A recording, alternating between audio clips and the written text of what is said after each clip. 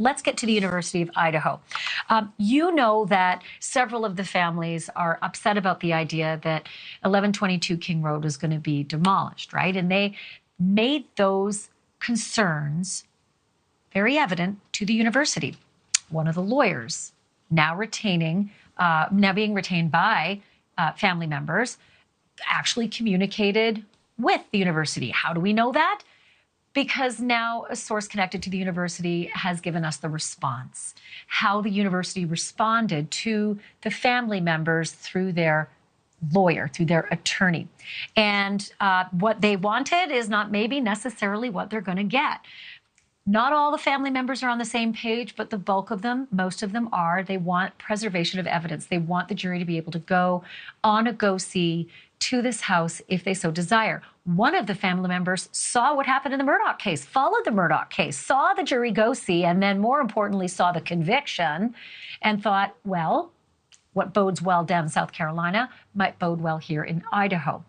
Now the university has officially responded. And you might remember that the university just on March 24th sent all the family members a very kind letter with condolences and respect, letting them know the plan for the house. And that was back in March, okay? The plan then was, we plan to bring the house down likely by the end of semester. Please let us know if there's anything still inside the house you'd like us to get, barring any biohazards. We want to reunify you with your children's belongings. We're also going to clear many of those belongings out, bring them to a warehouse you can come and you can pick them up. That's post the original clearing of the house. Originally, items brought out, put into a U-Haul. Those were picked up by some family members. These are what's left in the house. Okay, that was the original letter. Now, this was the tone back then. It's my hope that the university's plan to remove the house helps in your healing. That's not how they felt. Many of the family members said no and sent an official request to the university saying, please keep it standing. So tonight I want to read you the entire text of what the university responded with, how they sent out a communique to the lawyer representing some of the family members. Okay, it says, thank you for your email and request for a meeting with myself and President Green. At this juncture, I intend to keep our communications at the level of correspondence between counsel. That means I won't meet with you. We're just going to speak lawyer to lawyer. I do want to inform you that I have determined to directly request from prosecution and defense counsel a formal indication whether they have any objection to demolition of the property as planned by the university. If there is any objection, I will ask that the issue be brought to the presiding judge for a determination whether the university should be stayed from demolition, and if so, whether the house should be placed back under the jurisdiction and protection of law enforcement. It's signed sincerely, K.N., and that's Kent Nelson, who is the acting general counsel for the University of Idaho. So, I mean, that's pretty direct, right? No, we're sorry for your loss, our condolences. Now it's just, hey, you've requested apparently a meeting. The university saying, we're not going to do a meeting with your counsel or at least with any family members that we know of. We're just going to communicate this way. And the way the university sees it, their next move now is to go directly to the prosecutors and directly to the defense and ask them if they have problems with a demolition of the house. And if either of those two parties brings up a problem, then the university says they will request that the judge be the arbiter. In all of this, a very unusual way.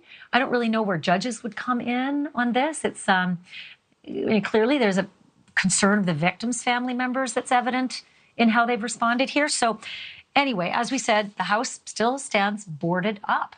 And by my watch, we only have a few more weeks, you know. Let's see, like May-ish till the end of semester. I want to bring in Brian Entin, NewsNation senior national correspondent. Brian has been covering this story since the beginning and knows all of the ins and outs. This is kind of clear now that it's going to be a little more difficult to carry off the plan up until we got this letter, which was the house is coming down before the end of the semester. Yeah, this is going to take some time now, Ashley. You know, I was thinking, I'm in Idaho already covering Lori Vallow. In the back of my mind, I was ready to get in the car and drive 500 miles to Moscow any day, thinking they're about to start tearing down this house. We thought it was imminent. That apparently now not the case. This could take some time. This isn't like they just call them up on the phone. This is all going to be done through paperwork and letters between lawyers and the prosecution's office and the criminal defense. And you're right, likely someone's going to object. Will it actually end up going to the judge? Seems like that's going to be the case. I think we're looking at a long road here before a decision is made. So this tone is different as well, right, Brian? I mean, if you read this letter, it is like, it's terse, it's to the point. No, we don't want to take a meeting with you, the university seems to be saying here. And we're going to take this up, maybe not with you. Instead, we're going to take it up with prosecutors and defense counsel. And if there is any issue there, we're going to go to the judge. I just think that the prosecutors and defense attorneys would have already weighed in on this, because police would never have made this decision on their own without the prosecutors, and the defense counsel would have said, hold your horses. They already did that once, right? Ann Taylor came, she swept in when the big old cleaning was supposed to happen on the day of the arrest. Yeah, I think that the university, it does seem tense. I think, look, in the background, you've got the gag order in place. Not that this all necessarily applies, but people are nervous in general to have meetings and talk openly about the case, people who are connected to the case. Also, let's not forget, Ashley, you know, back when this happened, before they made the Kohberger arrest, all of the students who weren't coming back to campus, this was a real crisis for the University of Idaho. Obviously, they wanted to see this house come down because they want things to feel normal again there. And you feel for the kids that go there. They want things to feel normal again, too. So I think they wanted this to come down fast, and now there's a bit of an issue with their plan. Look, I can understand that point of view. I can certainly understand how this is a very painful reminder, not just for the university, but for all of those people off campus. All of those neighbors who live there have to look at that every single day. And it is a sorry sight. I mean, it is very sad to see the house that it's in the condition that it is, and of course have the memory of what happened there. But would there be any other reason why the university would want to keep the house standing other than we just need to move on from this? The press, the looky-loos, the neighborhood, the bad feelings, the difficulty for students and parents and everyone alike? Yeah, I mean, look, let's not forget that the house isn't in some side neighborhood or way, off the beaten path, not near the university. It's right there. It's right next to the university. The kids walk by it every day. There's all sorts of apartments around it. I mean, it's like a focal point. So it's clear why they would want to bring it down. I want to bring in Lauren Matthias with Hidden True Crime podcast. There are reasons, though, legally that they would want to keep this house up for the trial, right? Absolutely. We just saw that in the Murdoch case. The jury went to Moselle. The jury went to the crime scene. They saw that, and we saw the conviction. So I think that's on the forefront of everybody's mind right now. Do we really want to tear down the crime scene? Yeah, makes sense. I mean, maybe the jury, they've got 3D imaging they've done to the house, Ashley. So they've got it covered in that way, but maybe the jury would want to see inside. Yeah, I'd love to ask the both of you what your sense has been from the neighbors. I mean, those people, some of them are kids, some of them are grown-ups, some of them are families, have to walk by or drive by that scene every day. Have they been vocal? Have they voiced what they'd like to see happen to that scene? My sense from most of the neighbors is that they have wanted the house to come down. It's just sad to see every day. I mean, imagine living next to that. There have been a few, though, who have said, I want it to come down, but I also am worried about the trial and I want to wait. Yes, that they understand why this is important to keep it up despite them wanting to see it torn down. Yeah, and a lot of people knew the victims, so they want to make sure that the trial is buttoned up.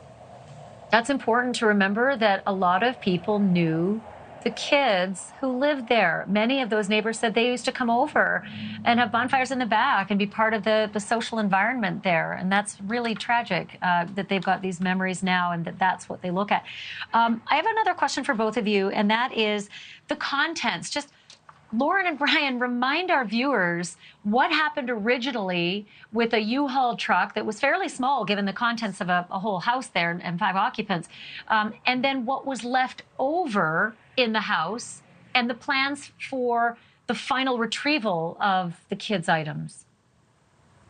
Yeah, there are still items inside the house. The U-Haul came initially. You remember the police chief was driving it. They got some of the items out then. Family members were able to retrieve those items.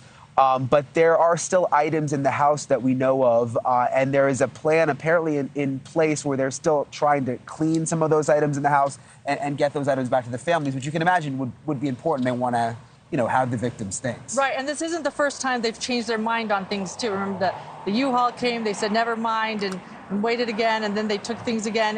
There's been a lot of when to do what, what is evidence, what isn't. I understand why it seems so rushed. Yeah.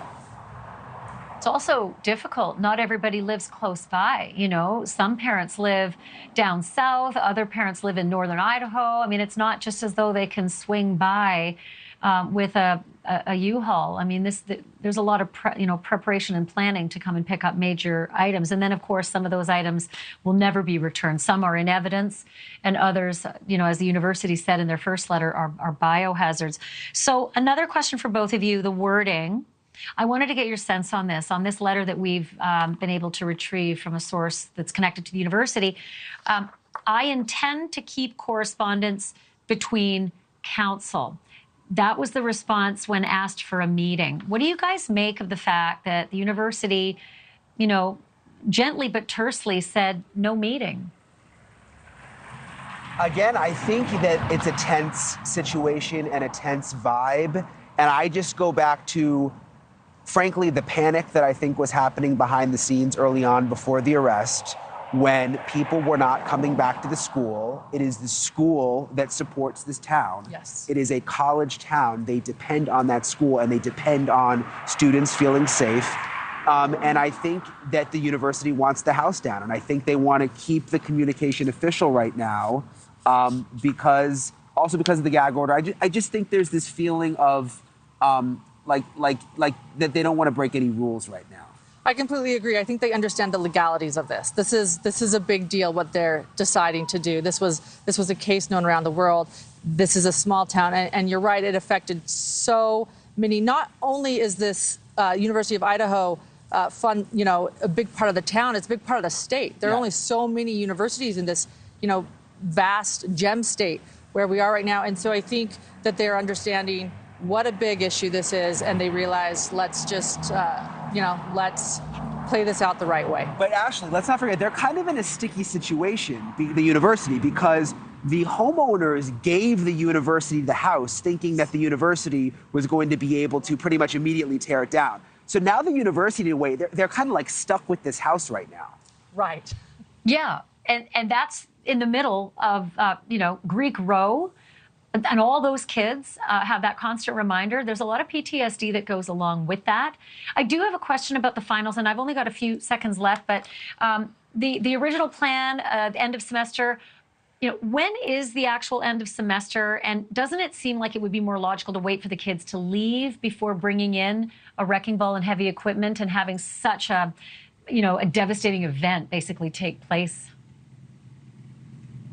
Yeah, that would make sense to me to do it during a break. It makes absolute sense. You're right. Why make this such a big event with a wrecking ball while kids, the students are watching? Yeah, I would say it does make sense to wait, but again, they had this urgency for a while, basically saying that it was imminent. I think they just wanted to get it down, and now we're just going to have to wait and see how long this whole process takes. And that's exactly it. This whole process, right? Now, apparently, as we've just reported, the university is going to the prosecutors.